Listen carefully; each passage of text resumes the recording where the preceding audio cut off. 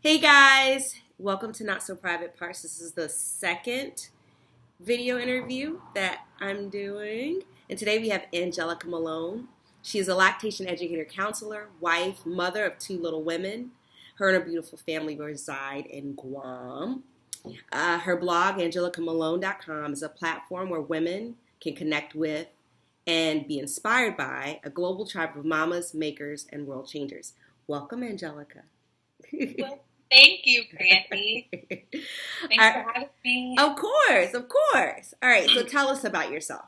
Okay, so my name is Anjelica Malone. Like you said, I live here in Guam. I grew up, I like to say, or it's a common term, it's called third culture kid. So I grew up a lot of my life outside the U.S., kind of traveling around with my family. And I joined the military at about 17. And I worked for 6 years as a corpsman, so like a health services technician. So it's like a mix of nursing and medical assisting. And then I got out because I wanted to pursue a career in medicine. And then my world kind of got flipped upside down like 3 years into that story. And I ended up in Puerto Rico with pregnant with my first daughter. And then we kind of ended up now here on Guam, where I gave birth to my second daughter. And along the way in that journey, I realized that I wanted to take a more holistic approach to women's health and wellness. And so I became a lactation counselor, and I decided that I think midwifery is where I want to go. Oh. And so, so right now I am working on sharing tips and tricks about motherhood on my blog, sharing the stories of women around the world who are doing like amazing things, and then my shop. So, yeah, that's me. Yay! Cool. Now, you said you touched on it briefly, but how did you get started in lactation? Like, what was your the driving force that said, "Hey, I think that might be where I want to head over into"? Mm-hmm. Absolutely. So when we moved to Puerto Rico, we lived on the western side of the island, which is a little more rural. It's not near San Juan, the capital. And when I gave birth to my first daughter, breastfeeding was going amazing. We had no trouble in the very beginning, and I didn't really know like the story that many women have around breastfeeding. So I didn't really know that, yes, even if you don't have trouble in the beginning, there's probably going to be a time somewhere along the way where you need support. Yeah. So doing really great, and maybe around 6 weeks, she just completely stopped latching on. I mean, she wouldn't nurse at all. She had surpassed her birth weight, all that kind of stuff. And so I didn't understand what the problem was. I was like, why is it that now she just doesn't want to nurse at all? And through the support of my doula, and then she had a midwife friend that we contacted, and my daughter's pediatrician, we eventually figured out that she had gas.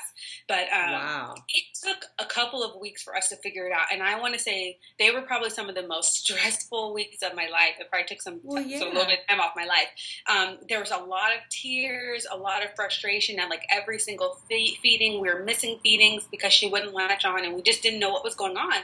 But we didn't really have a professional there to kind of, read the signs and offer tips and tricks. So we were just making it work. So once we overcame that hurdle, I realized, look, I want to get training. There's a good chance that I'm going to live again somewhere overseas where there may be limited lactation support or support that's not in English, because, obviously in Puerto Rico, they speak English, but Spanish is definitely the dominant language, especially where we live. And so my daughter's pediatrician, there were sometimes language barriers and that sort of thing. And so I knew that I wanted to get training so that if I lived again overseas, I could help other women who were in my position. And so through that experience around like my daughter's 9 month mark, 9 months postpartum, I found UC San Diego and I took their CLEC course, and it's changed my life. It's been awesome. Wow. Now, and it's so funny when you say gas. Like, I never would have thought, like, oh yeah, gas. That's a reason why she wouldn't eat, which makes sense if you're gassy, you don't want to eat. But exactly. Who thinks about that? Yeah, and babies have immature digestive systems that really can affect how they feed. And I didn't know. I didn't know that there were things that I could do to help her to, get rid of that gas and allow her to eat, because she wanted to eat too. Like she wanted to. It's like, I don't feel it. I can't eat because I got gas. Yeah. So I didn't know that, and that training, I learned all about that and how to help moms in that same situation, how to identify Yeah. the signs of something like that, and then prevent another mom from going through that same kind of stress for, Stress. weeks. I went through Yeah. that for probably about a good 2 weeks of, Ooh. back and forth, just every feeding being a fight and tears and all of that. Yeah. Now tell me, what is the difference? You know what I'm going to ask because you're a lactation educator counselor. Can Yes. you tell us what is the difference between a lactation educator counselor and a lactation consultant? Yes, absolutely. So I get this question a lot, and this is how I explain it. A lactation counselor or educator counselor is trained in helping moms overcome the common hurdles to breastfeeding. So, trouble getting their babies to latch on. They're experiencing pain and they want to have an enjoyable, pain-free breastfeeding experience. They want tips on how to keep up their milk supply once they return back to work and how to transition into that, that Right. new period of time. They are having concerns that their baby's not getting enough milk, or they want to know what to do when they're going to be traveling for many days away Right. from their baby, how to maintain their milk supply, how to provide milk for their baby while they're going to be gone, all of that. So those common issues that moms experience with breastfeeding, that's what a lactation counselor is trained in doing. A lactation consultant has an additional level of training that usually helps them to assist moms with more complex concerns with breastfeeding. So Gotcha. maybe a premature baby or multiples or a baby born with a cleft palate. They're really, really excellent at helping those moms to breastfeed. Wow, that's so cool.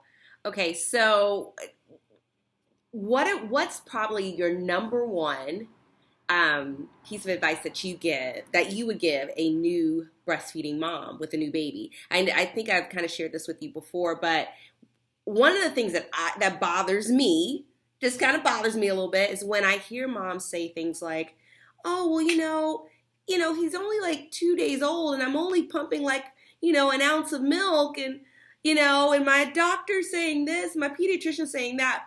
And one of the things I usually say, just as a mom who breastfeeds, is, hey, at the very beginning, you're only going to produce so much, but you're producing exactly what your baby needs. Exactly. That's my thing that really annoys me, because then moms feel like they're broken and that they're inadequate when really they're not.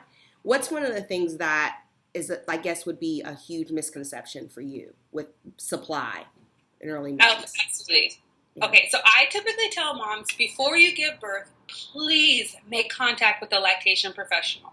Yeah. Make contact with that person, meet them, let them know who you are, let them know your breastfeeding goals, get to know them to make sure that they're someone that you click with, and then after that, make sure that they're there to see you as soon as you give birth within that first 24-hour period. Because what typically happens if they don't have someone there who is trained in helping them, they end up with what you're saying. They begin to pump. They begin to think they're not making enough milk. Someone comes in, squeezing their breast, telling them, "Oh, you don't have milk there."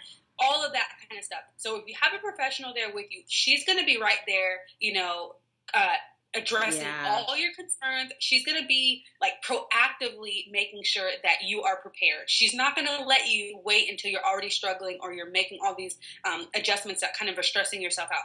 So pumping is a really, really bad thing to be doing those first couple of days after you give birth. Not because the pump itself is bad, but because it's really discouraging. Because you're making colostrum those first couple of days. And colostrum is not meant to be pumped out. If you pump out colostrum, it looks like minimal. It's like so little. It's little. And it just discourages you. It makes you think, oh my gosh, my body is broken. I don't know how to feed my baby. I'm not making enough milk. It makes you think, okay, I need to go and fill up a bottle.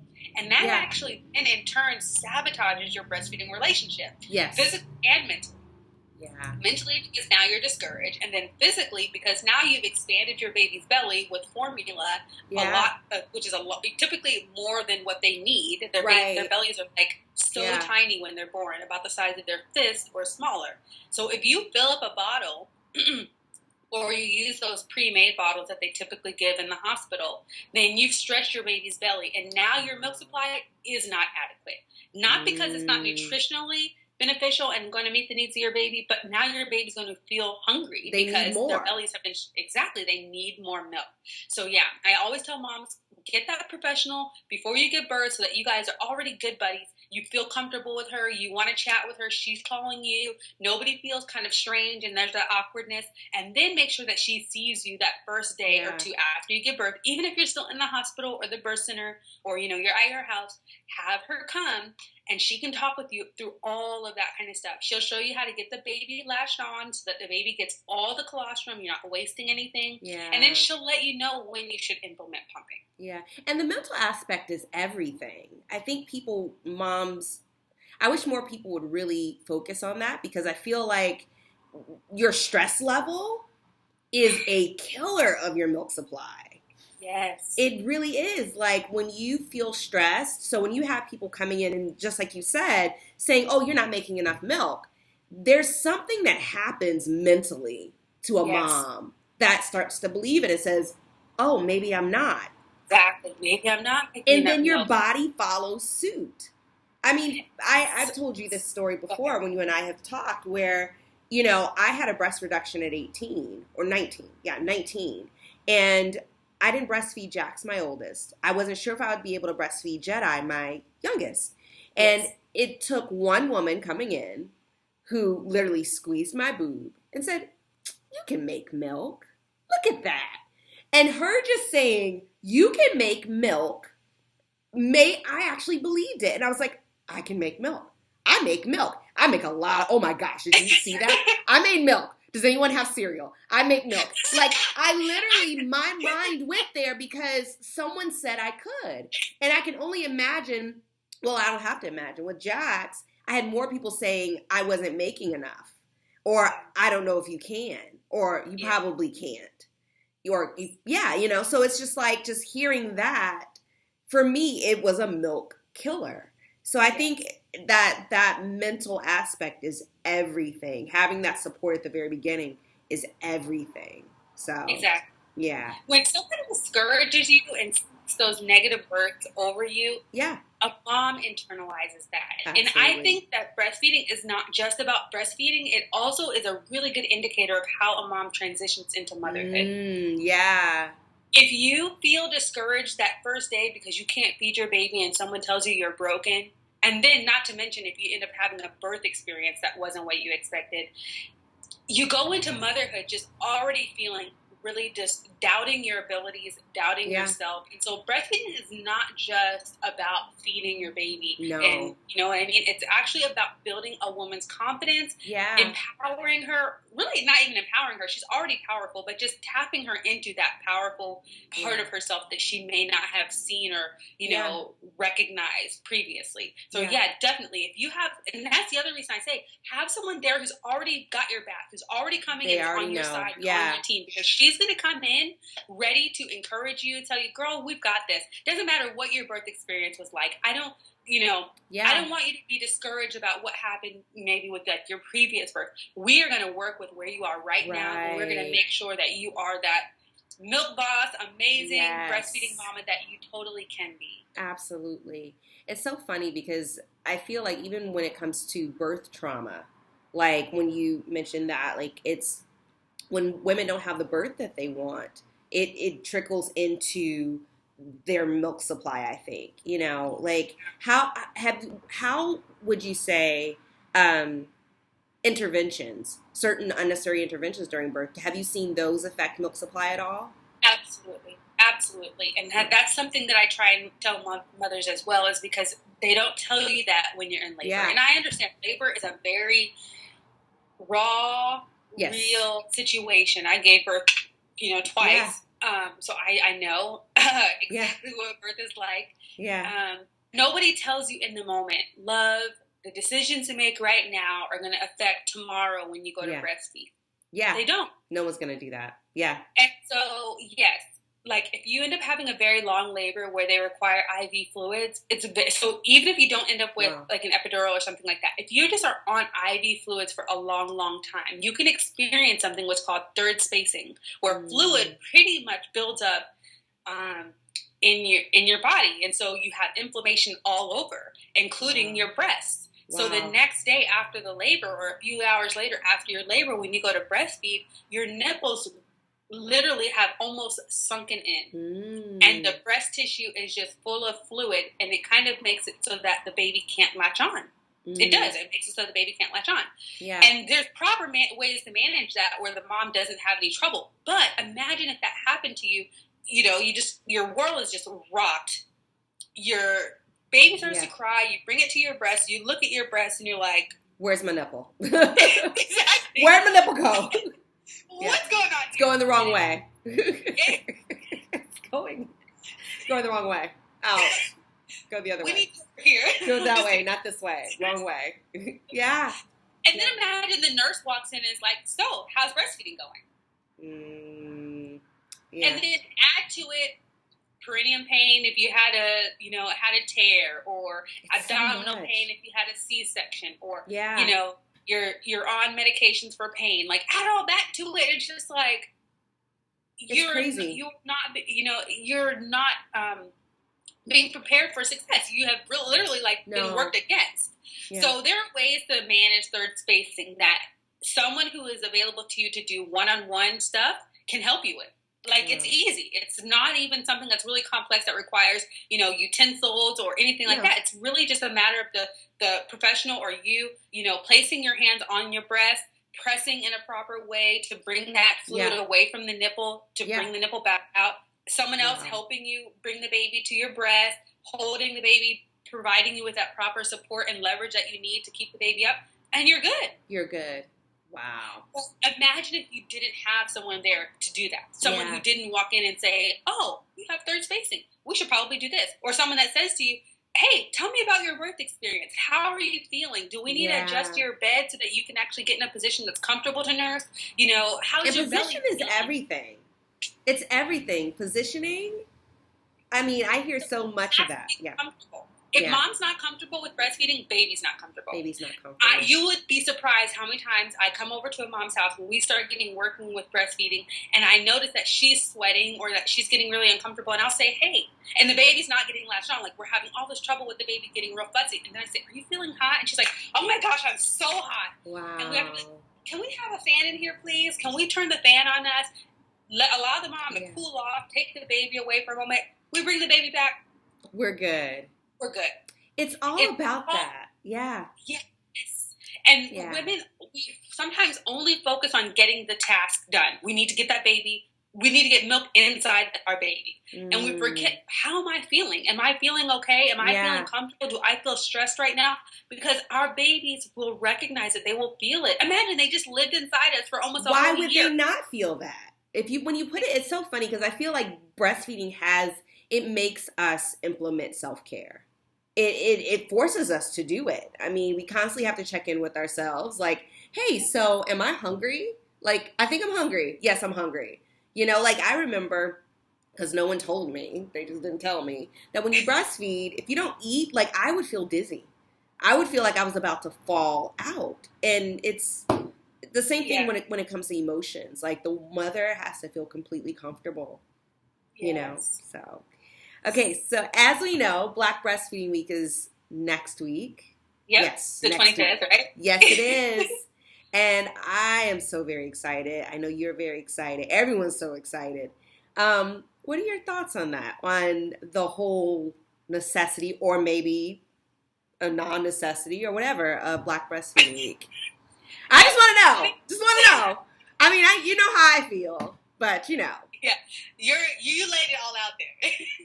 I'm just saying. I think it's extremely necessary. I think that if you know the history behind breastfeeding, you know the history specifically behind breastfeeding with Black women in America, there's no reason that we shouldn't have Black Breastfeeding Week. Yeah. Not only do we have a strong history, a negative history with breastfeeding as far as wet nursing as slaves, for white slave owners, there's also still a huge need for changing the talk and the dialogue around breastfeeding within the Black community today. Yes. This is only our 4th year of celebrating Black Breastfeeding Week. Wow. And so we have to recognize it was implemented for a reason. Yes. And we want it to become a point where, maybe it's not necessary. But right now, really necessary to encourage Black women to breastfeed, to continue breastfeeding, and feel a part of Yes. a Yes. community that they can relate to, that looks like them, with professionals that can meet their specific needs that are not the same as other women. Yeah. Even women of color, they're not the same. Yeah. Hispanic women have actually the highest breastfeeding rates in the United States. So even though we would consider them sometimes our sisters in color and having similar issues, they actually don't struggle with breastfeeding the same way that we do. Yeah. And so it's important that Black women are celebrated, and then the leaders that support them with breastfeeding are encouraged to continue to do it, and we implement and bring in more people to support women to breastfeed. Yeah. It's so funny because, I mean, this week, I've kind of started, kind of like preparing for it. And it's funny, I've seen on social media, people saying things like, well, why is there not a white breastfeeding week? And why is there not, someone said, what was it? Hashtag all boobs matter? Someone said that, which was awesome. I know. And I was just like, I saw your post about it.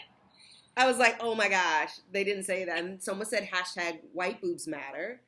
And for me, it's a thing of facts. Let's talk about the facts. Let's talk about the history. And some people may not, understand the history. They may not relate to it. And, for me, I have my feelings on that. I'm like, okay, so you're human. You should be able to relate. However, okay, you don't relate to that. Well, let's just look at the facts then. Exactly. It's like Black babies are dying at 2 to 3 times the rate. Exactly. Infant mortality is up because of breastfeeding, and that's kind of an issue. And that's why we're raising awareness. Exactly. Infant mortality among Black children could be decreased by probably 50% if breastfeeding was established and supported. Yeah. That right there is a reason to have Black Breastfeeding Week. Yeah. And if it were... Go ahead. You go ahead. No, I'm just saying, you said, as humans, we can relate to that. We can relate to that. We should be able to. We should. Yeah. And the thing is, too, I came from, my mom didn't breastfeed. My grandmother breastfed one, she said. And I remember she said, I think Jedi was maybe 6 months old. And she was like, so how long you going to do that? And he was only 6 months. And I'm thinking in my head, I'm like, I'm going to go as long as he wants, if we go to 3, we're good, whatever, And that's the mentality. That's the thought of it. Because it's so many of us have been conditioned to really believe that, it doesn't take all that. And if we only knew, if we saw more Black women breastfeeding. And that's what this week is about, really. If we see it, then we can start to relate and not chalk it off as this, it's like this white hippie thing to do.